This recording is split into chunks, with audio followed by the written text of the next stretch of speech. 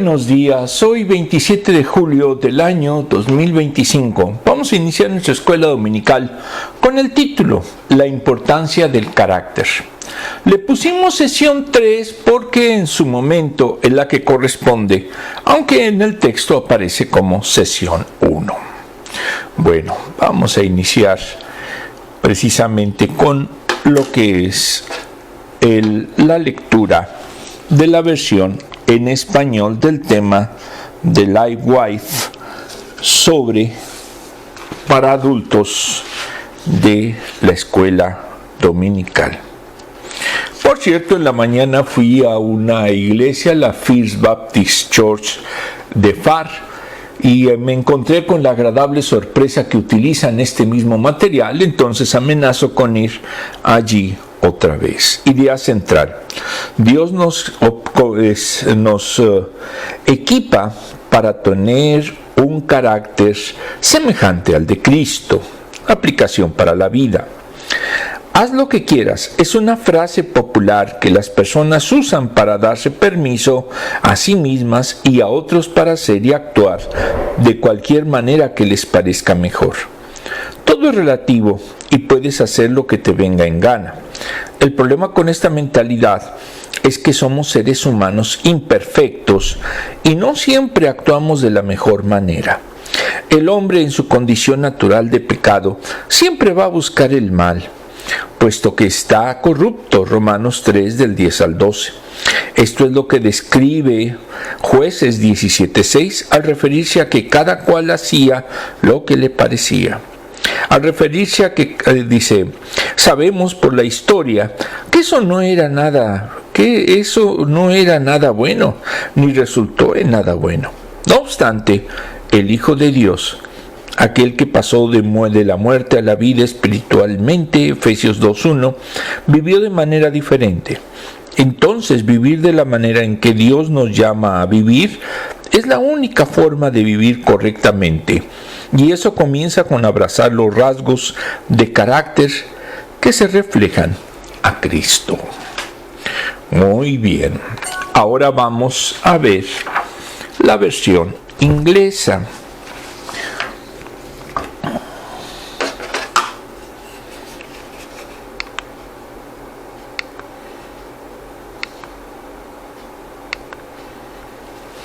Esta es la portada del texto y vamos a ver aquí lo que nos dice. Una frase que escucho mucho últimamente es: fíngelo hasta que lo logres. Claro, la idea que actúes como si algo fuera cierto y con el tiempo se haga realidad. Pero, ¿es realmente así? Andy Sorokin se hizo pasar por una rica heredera alemana, estafando a personas e instituciones financieras por más de $200,000 durante un tiempo. Pareció que lo tenía todo hecho, pero sus delitos fueron procesados y fue a la cárcel. Fingir ser algo que no era no creó nada nuevo. Al final, su imagen simplemente quedó expuesta. Fingir es ser cierto tipo de persona. Solo retrasa el convertirnos en esa persona. Pero podemos dejar de lado la farsa y convertirnos en quienes deseamos ser. El carácter es como describimos quiénes somos realmente. Una antigua carta escrita a algunos creyentes en Cristo afirma que lo que es necesario para tener una transformación de carácter está disponible para quienes creen, si bien requiere cierto esfuerzo de nuestra parte. Experimentar un cambio profundo trae beneficios duraderos. No es fácil transformarse, pero es esencial si de verdad queremos tener el carácter de Cristo. Vamos a ver la Biblia, la palabra. Utilizamos la versión internacional de Luciano Jaramillo, que en paz descanse, y pues en su momento nos parece adecuada. Simón Pedro, siervo y apóstol de Jesucristo, a los que por la justicia de nuestro Dios y Salvador Jesucristo han recibido una fe tan preciosa como la nuestra.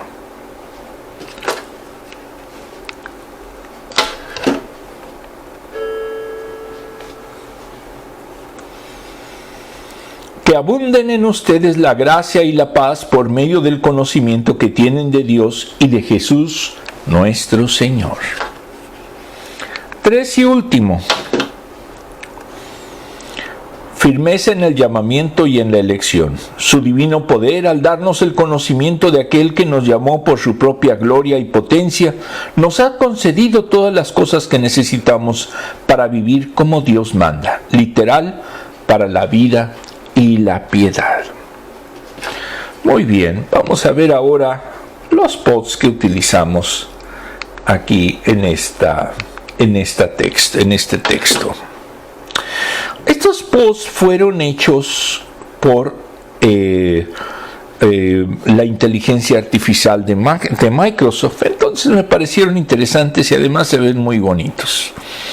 Aquí abajo se ve lo que sería la imagen de una persona, ahí un rayo de luz, y pareciera en su momento los libros antiguos en la parte superior, posiblemente de la Biblia.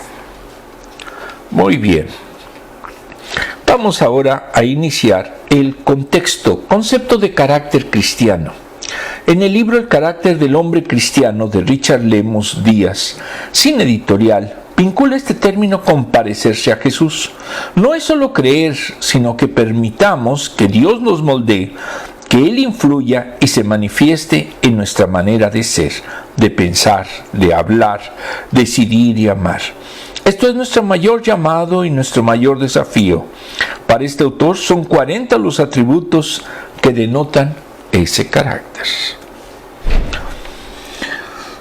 Para el finado John MacArthur, en su libro Los pilares del carácter cristiano, editorial Portavoz, nos dice que el apóstol Pablo enseñó que Jesucristo fuera formado plenamente en la vida de cada uno de aquellos a quien ministraba. Gálatas 4:19.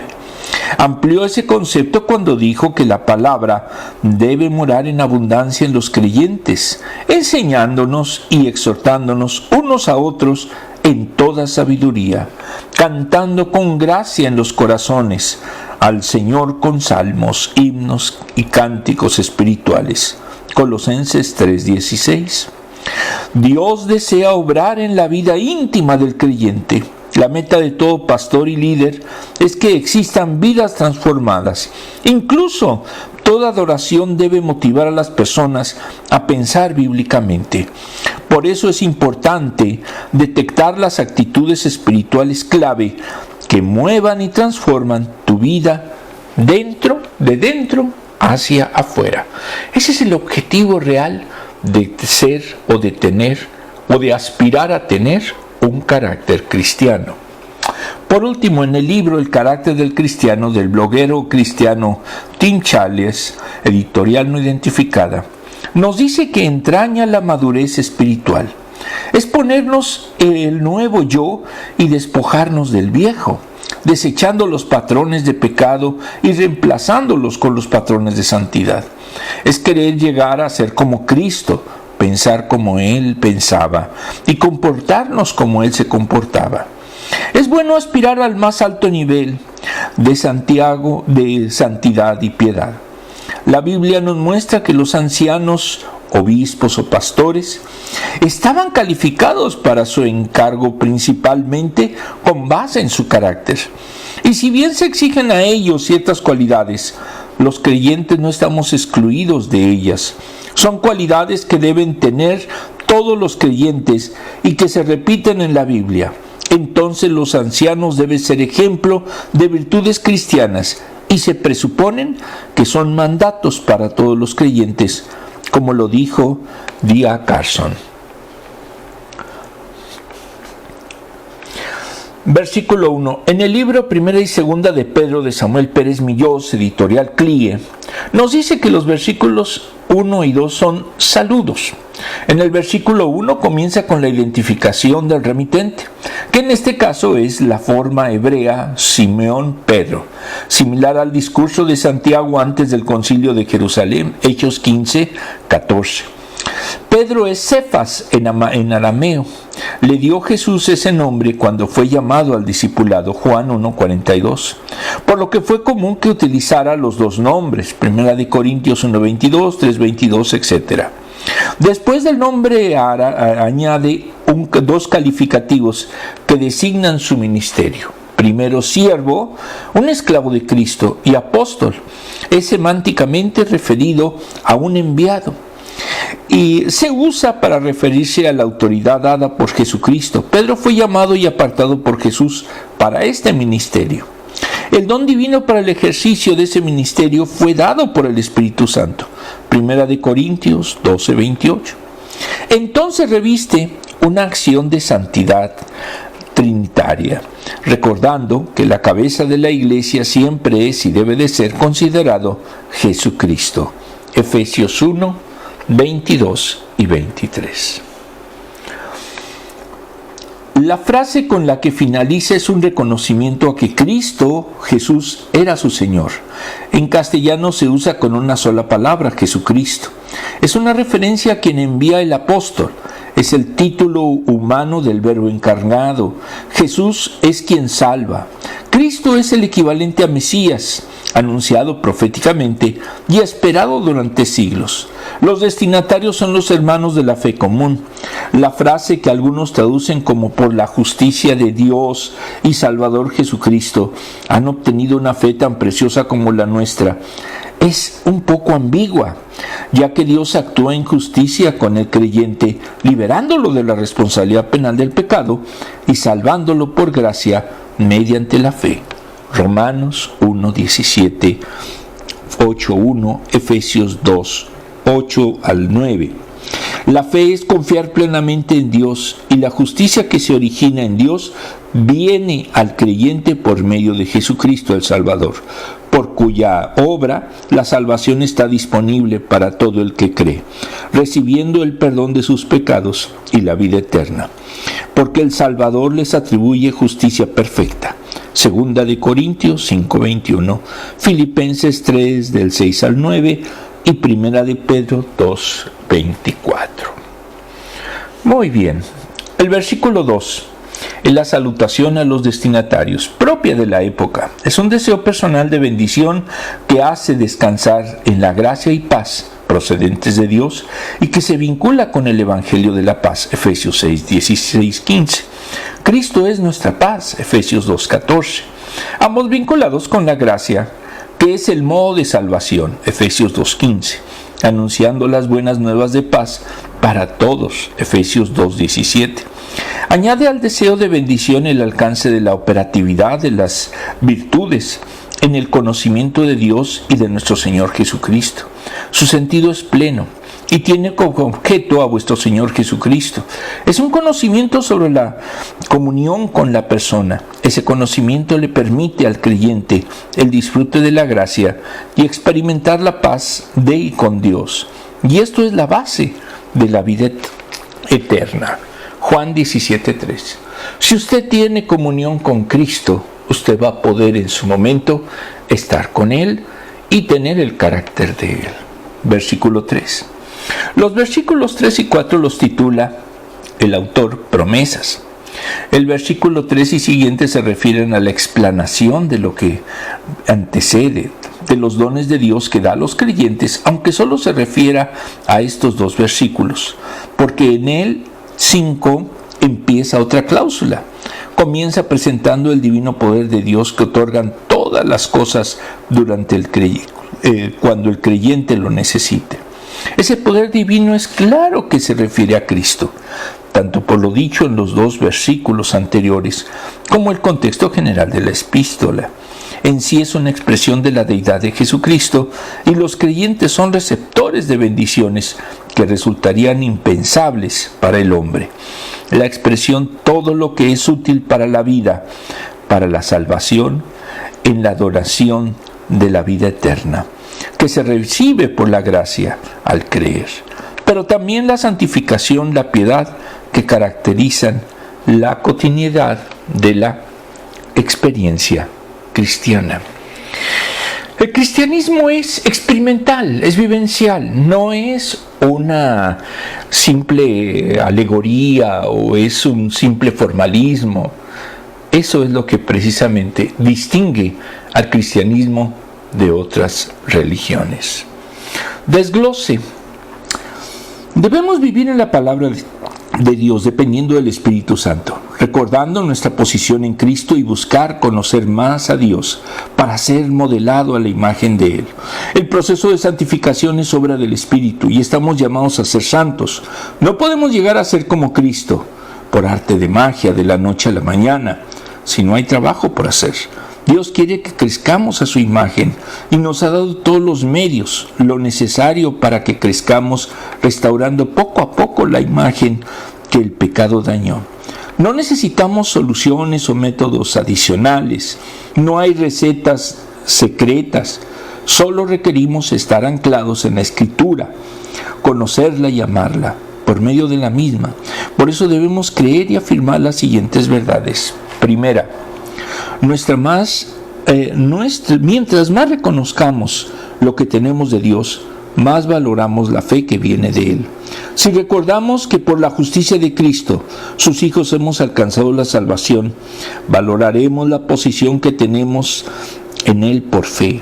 Así podemos ser moldeados a su imagen. Si no, nunca tendremos claro el estándar. Pensaremos que es por obras y no por la obra que Cristo ya ganó por nosotros. 2. Mientras más conocemos de Dios, más gracia y paz recibimos de Él. Experimentaremos su paz y se manifestará la gracia y ayuda de Dios. No estamos solos. Dios, por medio de su Espíritu, nos capacita en este proceso de crecer a su imagen. Animémonos. El Espíritu está a nuestro lado, obrando sobrenaturalmente. La obra de Dios en nosotros, tener su paz y su ayuda, es fundamental para el cristiano. 3. Mientras más conocemos de Dios, más nos satisface Él, motivándonos para buscarlo más y más. A no dejar de un día sin buscar crecer en Él, conocimiento de Él. Dios nos dejó su revelación para que por medio de ésta seamos salvados y justificados en su palabra, aplicada a nuestras vidas de manera poderosa por su Espíritu. Lo que hace esto posible, todo lo que necesitamos está provisto. Disfrutemos leyendo, memorizándola, meditando en ella, compartiéndola y sobre todo poniéndola en práctica. No hay mejor camino. ¿Cómo podemos saber cuál es el carácter o qué quiere de nosotros Dios? Precisamente teniendo la profundidad del estudio de la palabra. Si no lo hacemos así, seremos siempre niños espirituales. Vamos a ver ahora las preguntas. La primera son las de la versión en español y la segunda son de la versión en inglés.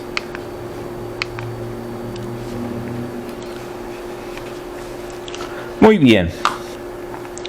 ¿Se está conformando tu carácter a la imagen de Cristo? Cada uno lo debe de responder.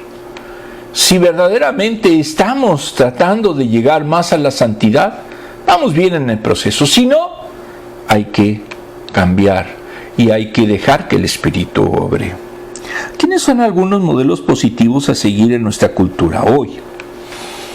Bueno, pues la realidad es que son muy pocos, porque nuestra cultura lamentablemente tiene a héroes de papel, artistas, pero pocos en su momento ven a hombres de Dios. En lo personal conocí la obra y la biografía de John MacArthur y para mí era una persona excepcional. Lástima que partió con el Señor. ¿Estás buscando tú conocer a aquel a quien debemos parecernos?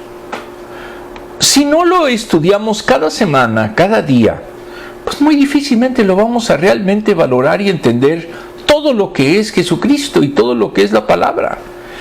Por eso es urgente que la leamos.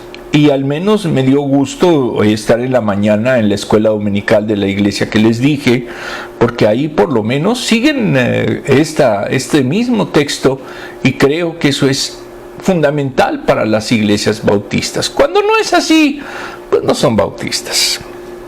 ¿Estás buscando tú conocer a aquel a quien debemos parecernos? Pues sí, en su momento sí buscamos conocerlo siempre y cuando estudiemos. Si no estudiamos, pues no va a funcionar. ¿Cómo cambia tu perspectiva si te das cuenta de que se te ha dado todo lo que necesitas para vivir una vida piadosa? El problema es que muchas veces no lo sabemos porque ni siquiera nos enteramos cuáles son esas virtudes, cuáles son los parámetros que debemos de tener para poder verdaderamente aspirar a tener una vida piadosa.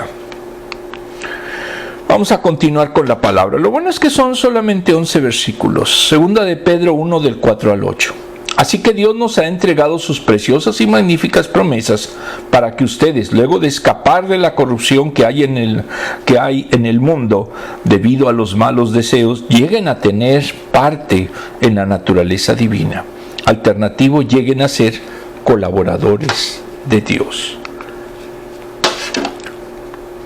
5. Precisamente por eso, esfuércense por añadir a su fe virtud, a su virtud entendimiento,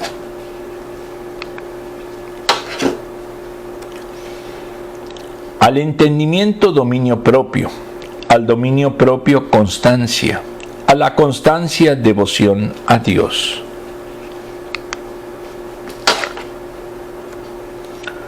A la devoción a Dios afecto fraternal y al afecto fraternal amor.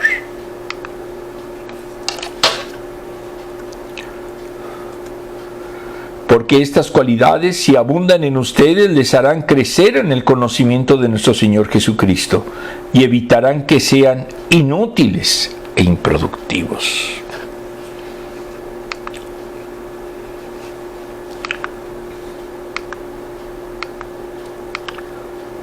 Otras 3 imágenes del post que me parecieron buenas. Reitero, estas son dadas por inteligencia artificial. Aquí, lógicamente, el símbolo de la cruz, que para el cristiano pues es importante porque allí se crucificaron nuestros pecados.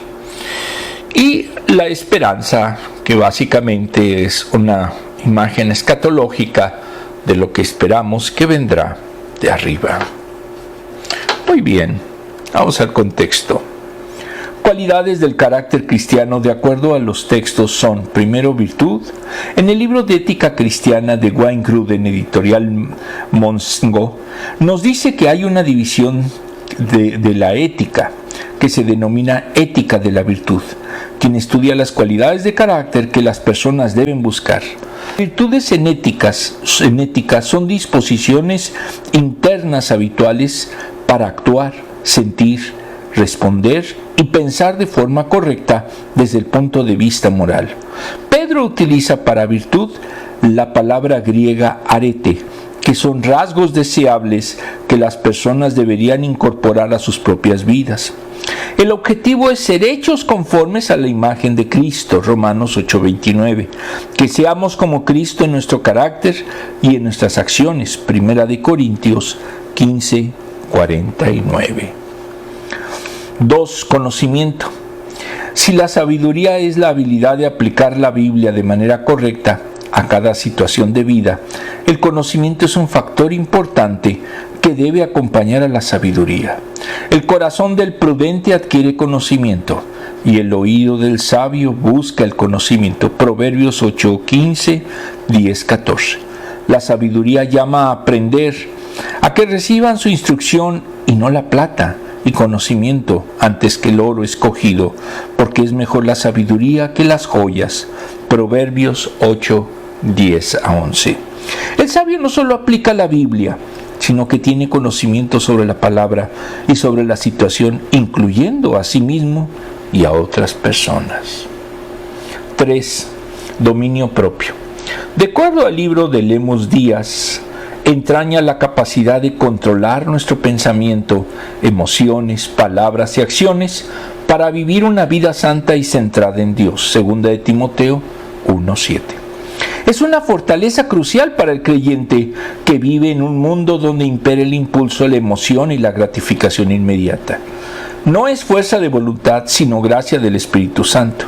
Si no lo hay, se abren las puertas a la lujuria, la ira, orgullo y otras trampas. 4. Paciencia. En el libro de Lemus Díaz nos dice que es la capacidad de soportar con firmeza los tiempos difíciles, las demoras y las pruebas, sin caer en desesperación. Santiago 1:4.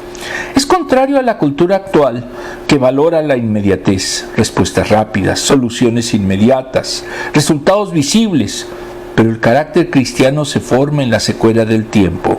Santiago nos dice que la paciencia no es una actitud pasiva, sino una obra que produce madurez. Dios no tiene prisa en hacer su obra en nosotros. Él trabaja en nuestro carácter y lo hace en medio de la espera. Cuando somos pacientes con los demás, reflejamos el carácter de Dios, quien ha sido increíblemente paciente con nosotros. Cualidades del carácter cristiano. 5. Piedad. En el libro de Lemus Díaz lo llama compasión. Algunos piedad la aplican en sentido general, pero bueno, vamos aquí a aplicarlo en un sentido específico. Es la virtud que nos lleva a identificarnos con el sufrimiento de los demás y a responder con amor práctico. Colosenses 3:12. Jesús no solo sintió compasión, la vivió cada vez que vio a alguien sufriendo. Su corazón fue conmovido y sus manos actuaron como hombres cristianos. Estamos llamados a reflejar ese mismo carácter. Uno que no ignora el sufrimiento de los demás, sino que lo hace propio y responde con amor. Eso es empatía, servicio y consuelo. No es debilidad, es fuerza en acción. Un ser compasivo no es indiferente ni es egoísta que no mira al que sufre. Es el que se detiene, escucha, ora, ayuda, consuela o simplemente se hace presente. Tiene un corazón sensible y manos dispuestas. Dios nos llama a tener entrañable misericordia. No es opcional, es una marca del carácter de Cristo en nosotros. En un mundo egoísta, los hombres de Dios estamos llamados a hacer luz a través de acciones concretas. 6. Afecto fraternal. En el libro de Lemus Díaz lo llama generosidad. Es la disposición de dar recursos, tiempo, dones y cuidado a los demás con gozo, desprendimiento y amor. Dios nos manda a dar, pero con alegría. La generosidad es una actitud del corazón que reconoce que todo lo que tenemos viene de Dios. Cuando somos generosos, cuando tenemos ese amor fraternal, estamos diciendo, confío en que Dios suplirá todo lo que necesito. En un mundo que enseña a acumular, proteger y competir, pero para los cristianos, ser solidarios, fraternos, es un acto de fe y de amor. Jesús fue el ejemplo supremo de generosidad. Dio su tiempo, sus palabras y sus milagros, sino que se dio a sí mismo por nosotros. Como seguidores de Él, estamos llamados a imitar esa actitud, vivir abiertos a las necesidades de quienes nos rodean, especialmente de los hermanos, y listos para compartir lo que Dios nos ha confiado. 7. Amor. En el libro del finado MacArthur nos dice que el amor, dice que C. Ryle, un obispo anglicano, dijo de la caridad o amor, es la reina de las gracias cristianas. El propósito de este mando es el amor. De este mandato es el amor. 1 Timoteo 1:5. Es una gracia que todos profesan admirar. Parece ser una cosa práctica y normal que todo mundo puede entender. No es punto doctrinal en conflicto, porque todos presumen que saben algo del amor. Si los hombres no poseen nada más que una religión, siempre se alaban de que poseen amor. Para el finado predicador, no ha cambiado mucho en más de 100 años. El amor es malentendido, distorsionado y erróneamente definido por la persona promedio, gracias a los medios de comunicación y a una cultura popular dominada por el entretenimiento. Si lo definimos bíblicamente, tenemos que es definido en Efesios 5 del 1 al 2, diciendo: sed pues imitadores de Dios como hijos amados y andad en amor, como también Cristo nos amó. Y se entregó a sí mismo por nosotros, ofrenda y sacrificio a Dios en olor fragante. Si quieres imitar a Dios y quieres convertirte en su hijo, anda en amor, porque Dios mismo es amor. Primera de Juan 4:6, Juan 3:16. Como creyentes debemos imitar las características de Dios. Ciertamente incluye su amor. Su propósito en la salvación ha sido redimirnos del pecado y confirmarnos a la imagen de su Hijo. Romanos 8:29. Y solo podremos imitar a Dios en la medida en que permitamos a Cristo vivir su vida perfecta a través de nosotros y dependamos completamente de su Espíritu que habita en nosotros. Romanos 5:5, Efesios 3:16 y 19. Entonces seremos capaces de que todas nuestras cosas sean hechas con amor. Primera de Corintios 16:14. Versículo 4. En otro versículo difícil y que se entendería que por medio de la gloria y la virtud, esas grandezas de Dios se hacen manifiestas en Cristo y por Él nos son dadas por la determinación de Dios, sin merecimiento alguno por parte del hombre. Por eso Dios dio al hombre preciosas y valiosas promesas. Son las bendiciones para el que cree, comenzando con la vida eterna, Juan 3:16, y siguiendo por las multiformes manifestaciones de lo que el creyente alcanza por la obra salvadora. Dios nos promete hacernos sus hijos, Juan 1:12, llevándolo al término en Cristo mismo, que nos adopta en la familia divina, Gálatas 4:5. Una vida transformada por la regeneración que cambia la situación de la antigua manera de vivir para el pecado por la presencia del Espíritu en el creyente. Romanos 8:9, 13 y 14. Nos prometió y nos dio al Espíritu Santo, Juan 14:16. Nos promete conducirnos en el tránsito de su vida, Juan 16:13. Nos prometió su presencia, Juan 14:18 y Mateo 28:20. Los versículos 5 al 7 los titula virtudes. Entonces, si se ha oído de la corrupción, ha de ponerse sobre todo el empeño en práctica de la virtud. Pedro señala que en esto debemos de poner toda diligencia, es decir, todo apuro o apremio. Por eso los cristianos debemos de vivir a Cristo con todo nuestro esfuerzo que esto representa. Vidas piadosas, 3:14, Romanos 6:22, Gálatas 6:9, Efesios 5:7 al 9. Esto es participar en la divina naturaleza. Sin esto no es posible empeñarse en la santificación y la práctica de las virtudes. Primero, a la fe que salva se añade virtud, que expresa la verdadera vida en fe. La fe manifiesta un estado de dependencia plena del Señor. Virtud viene del griego clásico y es la perfección moral de una persona. Es equivalente a poder moral, la actividad que surge del vigor del alma. Entonces se pide que la fe sea activa, produciendo obras buenas delante de Dios, y que los hombres entonces deben ser con una fe vigorosa. 2. Conocimiento. Es tener una mente que discernir en toda ocasión y circunstancia la voluntad de Dios. Exige una mayor profundidad en la revelación divina por medio de la palabra. Virtud y conocimiento son correlativos. Esta se da de las interacciones y aquella las ejecuta. La lectura de la Biblia y la asistencia del Espíritu producen vidas ejemplares delante del mundo y santas delante de Dios. Colosenses 1, 9 y 2. Ayudado esto por la obra iluminadora del Espíritu Santo, que hace comprensible y ejecutable cuando Dios determina en su palabra. Segunda de Corintios 4, 6. 3. Dominio propio. Al conocimiento debe agregarse dominio propio, literalmente controlarse a uno mismo o templanza. Es la última manifestación del fruto del Espíritu, Gálatas 5:23. Es la capacidad de controlar los impulsos que conducen a la práctica de algo. Es natural e imprescindible en la vida cristiana. Pero esto no es obra humana, sino es obra del propio Espíritu Santo.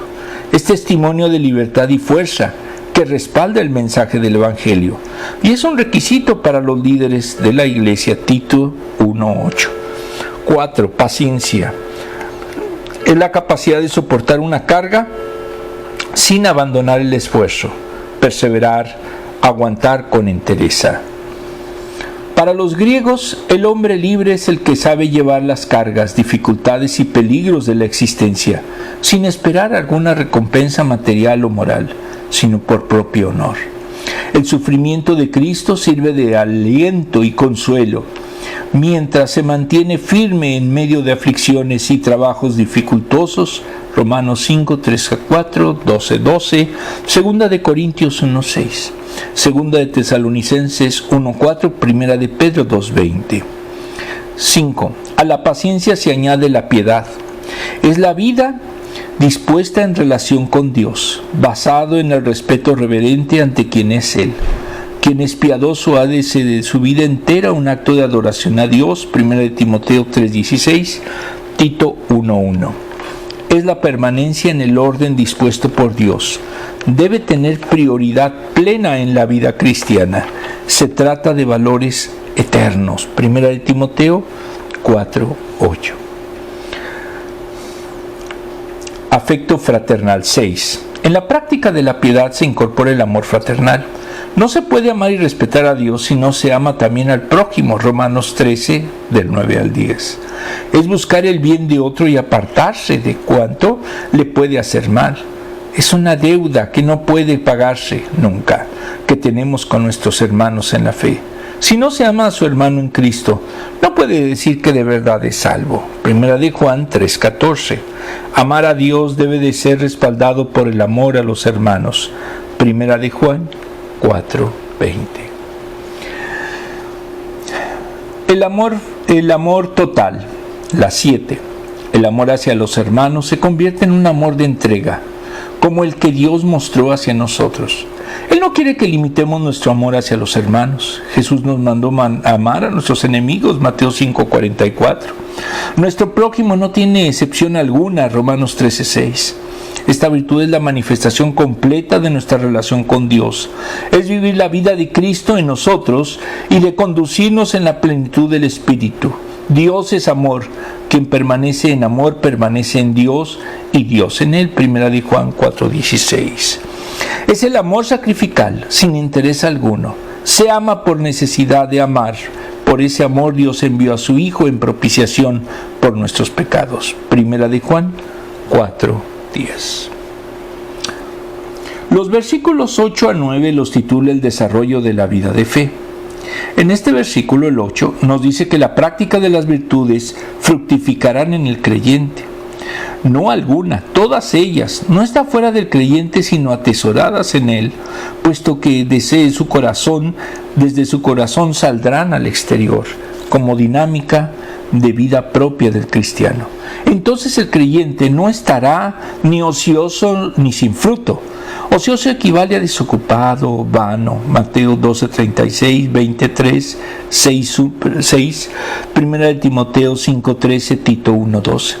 Porque la fe sin obras es inútil. Esa actividad y fruto está vinculada con el pleno conocimiento de nuestro Señor Jesucristo, conociéndolo vivencialmente para salvación de dotación de vida eterna. Es siempre celoso de buenas obras, Tito 2:14. El conocimiento del Señor es dinámico y creciente, de modo que puede a la vez ser causa y objeto de la práctica de las virtudes antes mencionadas. 1:3 y 2:20 de la misma segunda epístola de Pedro. Desglose. Debemos buscar crecer con diligencia en nuestra santificación para ser útiles para Dios y su obra en nosotros, en esta tierra. No queremos ser hallados faltos, desperdiciando el tiempo y buscando adquirir conocimientos de Él y su palabra sin ser debidamente transformados. Es sabio el que permite al Espíritu obrar en su vida. Ser transformado y capacitado para la obra de Dios le ha recomendado. Siempre tenemos que agradar a Dios en todo y abundar en frutos para que Él sea glorificado y para que nuestro gozo y paz sean completos. Por eso es vital creer y afirmar las siguientes verdades. Primero, la verdad de la palabra de Dios nos ayuda a valorar lo que Dios nos ha dado y a vivir la luz de esa unión que tenemos con Cristo, alejados de todo lo que nos corrompe. Es un privilegio de hijos de Dios y haber pasado de muerte a vida, moviendo de la corrupción de este mundo y de nuestro mismo corazón las promesas que encontramos en la palabra de Dios para sus hijos, deben sostenernos firmes y a flote en todo momento, sabiendo que unidos a Él estamos seguros.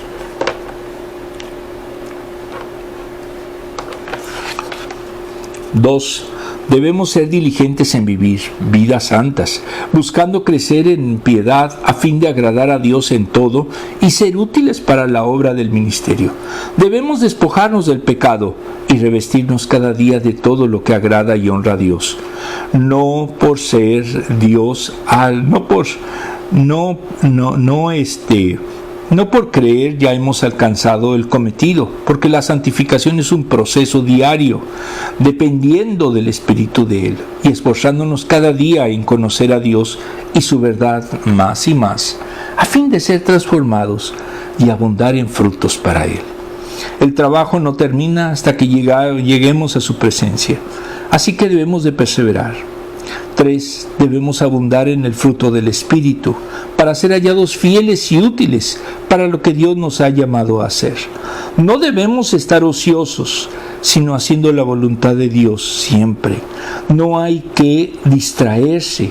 No debemos buscar cada uno solo lo suyo, sino ser sabios y prudentes, aprovechando bien el tiempo para agradar a Dios y que Él nos use para toda buena obra. Debemos interesarnos en conocer a Dios para crecer en gracia y dar fruto abundante. No es solo buscar adquirir conocimiento, sino transformarnos. El hombre sabio pone en práctica ese conocimiento y permite ser transformado completamente por las verdades de Dios. Pregunta, esta solamente es una.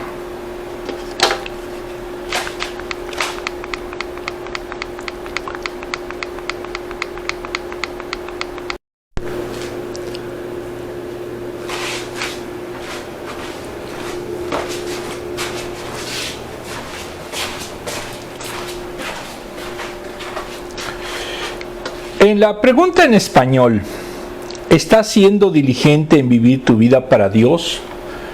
Cada uno lo debe de responder. Si usted no está siguiendo todas las pautas que habíamos dicho para tener un carácter cristiano y que son del Espíritu, entonces necesita repensar y entrar en comunión con Dios, porque de otra forma nos está engañando. ¿Cuál de estos medios para complementar nuestra fe le resulta más desafiante? Para muchas iglesias, el amor fraternal. Si ven a alguien, por ejemplo, que no tiene vehículo, difícilmente le ofrecen apoyo. ¿Por qué razón? Pues porque yo tengo que ir a comer. ¿Para qué quiero apoyar a ese hermano? Y eso en su momento nos hace que olvidemos que la comunidad cristiana es de solidaridad. Por eso en su momento necesitamos ser más fraternos cada uno. Continuando con la exposición bíblica, versículos 9. En cambio, el que no las tiene es tan corto de vista que ya ni ve y se olvida de que ha sido limpiado de sus antiguos pecados. En una palabra, es un ingrato. 10. Por lo tanto, hermanos, esfuércense más todavía por asegurarse del llamado de Dios, que fue quien los eligió. Si hacen estas cosas, no caerán jamás. Y se les abrirán de par en par las puertas del reino eterno de nuestro Señor y Salvador, Jesucristo.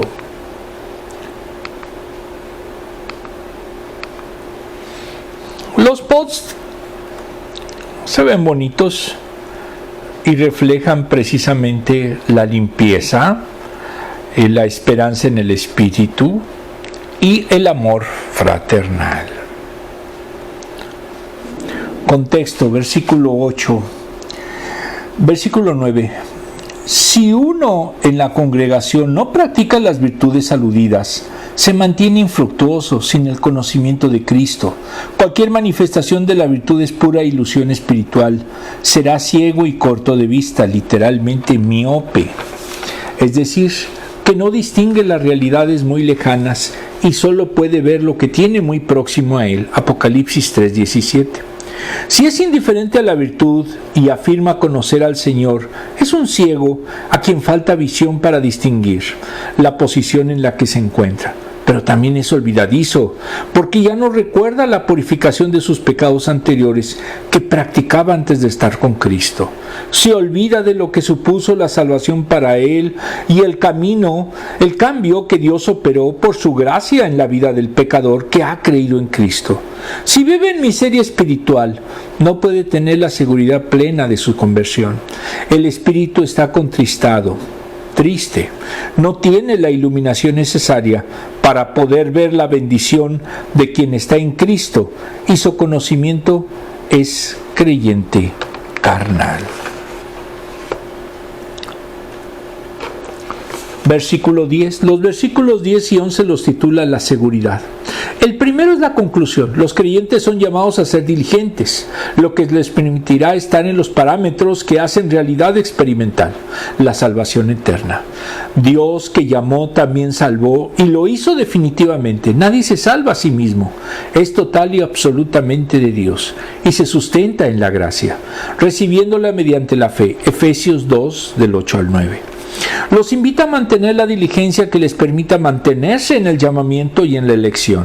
El Padre es el que convoca a los que salva, y ese llamamiento se hace por el Evangelio, 2 de Tesalonicenses 2:14. No puede llegar a Cristo si el Padre no lo trae, Juan 6:44. Y es también una manifestación de la gracia que implica la obra del Espíritu, 1 de Pedro 1:2, que ilumina al pecador entenebrecido, Hechos 6:4. El Espíritu, al dotar de fe salvadora, se convierte en una actividad humana cuando la ejerce, depositándola en una acción de entrega en el Salvador. Efesios 2, 8 y 9. Los versículos se hacen precisamente para corroborar las afirmaciones del texto y con ello pues poderse hacer un estudio más completo. También debe hacer firme la elección. Dios es quien elige a algunos de entre todos los hombres para que fuesen salvos. Dios hace una invitación general y la gracia puede ser rechazada. Juan 3:36. Solo elige a algunos para salvación, para ser hijos de Dios y herederos de la gloria eterna. Romanos 11:5. 1 de Corintios 1:26, 28 al 29. Los que son salvos lo son para santidad. 1 de Pedro 1:16. Habiendo huido de la corrupción que hay en el mundo, versículo 4, para buenas obras, que son el ejercicio de las virtudes cristianas. La elección se hace firme en la vida de quienes desarrollan los valores procedentes de la regeneración, a cuya experiencia está exhortando el apóstol.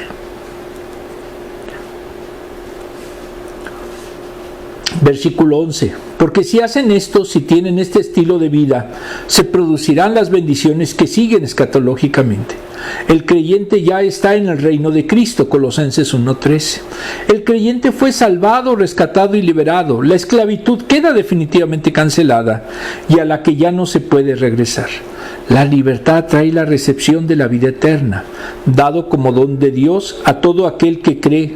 Quienes han hallado afirmado su llamamiento y elección mediante la vida comprometida de santidad y obediencia, tendrán rica entrada, que es recompensa para la vida comprometida, y los que no, se pueden salvar, pero con dificultad. 1 de Pedro 4:18, 1 de Juan 2:18.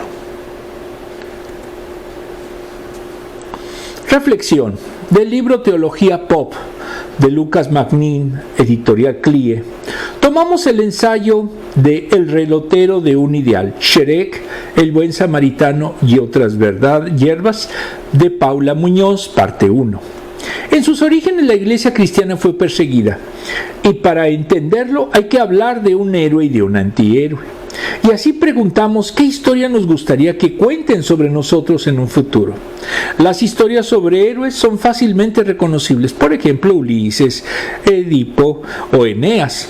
Por lo general comparten algunas características. Los orígenes del héroe se asocian a hechos extraordinarios, sobrenaturales, que parecieran predestinados a un propósito excepcional. Puede que haya caído a nuestro planeta desde otros mundos, que provenga de una cima privilegiada o descienda de alguna deidad. Parecen portar en potencia todas aquellas características notables y positivas de la comunidad que forja la historia. Pero ni ellos mismos ni la mayoría de los personajes que los rodean suelen ser conscientes de esta realidad. Esto nos lleva a una segunda consideración. En medio del día a día del protagonista hay un hecho notable que le interpela a salir de su zona de confortable para embarcarse casi sin saberlo hacia su épico destino. Esta es la parte más conmovedora. Por ejemplo, la muerte de los padres de Bruce Wayne, es de Batman, lágrimas, la destrucción de Krypton y la orfandad del bebé Superman, más lágrimas, etc. Para superar esta crisis, el héroe deberá adentrarse en un camino que estaba atravesando por dificultades y aventuras que pondrán a prueba su temple y carácter hasta lograr saber hacer lo mejor de sí. Finalmente, el héroe se consagra como tal en la realización de una hazaña que lo distingue de la mayoría, ya sea por valentía, bondad, astucia, abnegación o el valor que mejor lo caracterice. Luego de esa proeza, el personaje retorna a su cotidianidad para encararse en su propia vida. Las virtudes que lo han convertido en héroe, Abel, Enoc, Noé, Abraham, y la lista de la carta de los Hebreos sigue. Podemos recordar fácilmente el rimbombante título que corona el capítulo 11 de la mayoría de las ediciones de Reina de Valera. Todos esos son los héroes de la fe. ¿Eran héroes en el estricto sentido que acabamos de escribir? Podemos rechazar estos criterios de clasificación, es decir, cada uno le puede decir héroe a quien quiera y punto.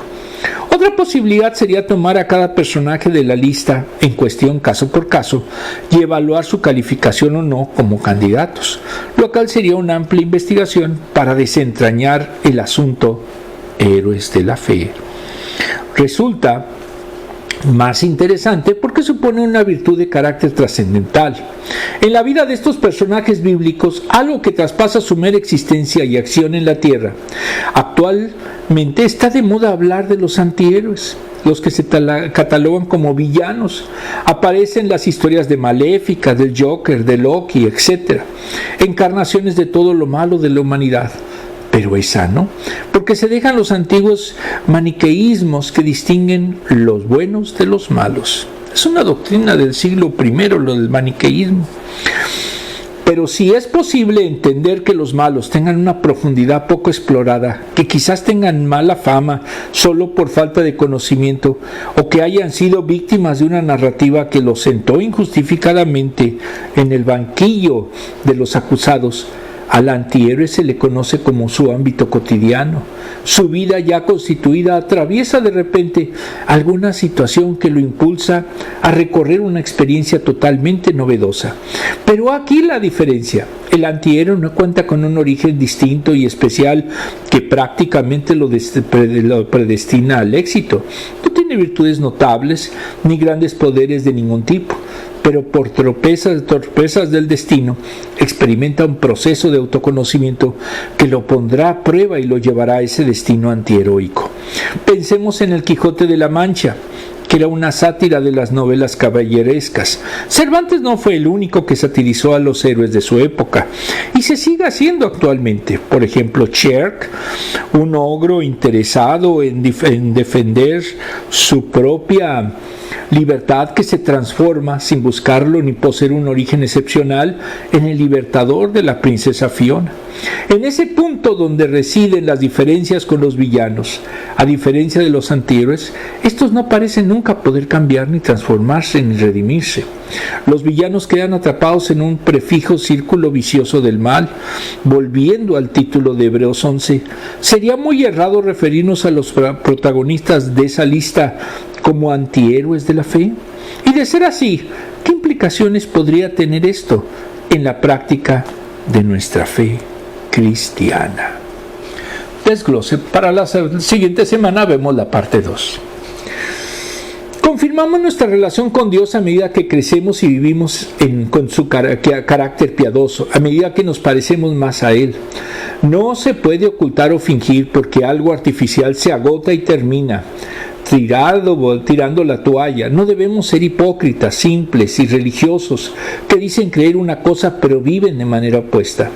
Si vivimos para Dios y estamos consistentemente siempre, será evidente a todos los que nos observan quién es nuestro amo y Señor. Por eso es esencial creer las siguientes verdades. Primero, debemos reflejar el carácter de Cristo. No puede haber dudas o medias tintas. O somos de Él o no lo somos. Hemos pasado de muerte a vida o seguimos muertos en nuestros pecados. Si hemos conocido a nuestro Salvador, si lo seguimos, no podemos vivir como ciegos, sino como aquellos que van tras Él, poniendo su mirada en Él únicamente y que reconociendo lo que quedó atrás. Hemos sido transformados, hechos nuevas criaturas y purificados de nuestros pecados. Entonces no podemos conducirnos como alguien que no somos. Ya no seríamos honestos si estaríamos libres de pecado y podemos ver la luz del Evangelio. Nos autocegamos si no vivimos según el carácter de Cristo. Lo vivimos, cada uno lo tiene que decidir. 2. Ser consistentes en nuestra vocación, llamado y elección nos salvaguarda del error, de olvidar quiénes somos y vamos en pos del pecado. Las palabras de Pedro denotan una intención que no da tregua. Debemos procurar vivir lo que somos y lo que hemos decidido ser. Es un acto de voluntad, es una decisión diaria. No podemos tener doble moral porque hay que agradar a Dios siempre. No olvidemos de dónde nos sacó Él. Mantengámonos firmes buscando anclarnos en la verdad del Evangelio. Esto nos guarda íntegros y puros para Él. 3. Crecer a la imagen de Cristo hará evidente que en verdad le pertenecemos a Él, que no somos del mundo y no vivimos más para nosotros. El Hijo se parece al Padre y da frutos, y por ende no hay duda al respecto. Eso es lo que se espera de nosotros, mientras más demostremos el carácter de Dios por conducto de una vida transformada que desea vivir para Él. Más evidente será que el Señor ganó por nosotros esa preciosa salvación. ¿Cuál es la esperanza y el gozo? Estar con nuestro amado Señor. No se puede fingir, sino debe caer naturalmente, y su peso y la recompensa será grande. Muy bien, las últimas preguntas.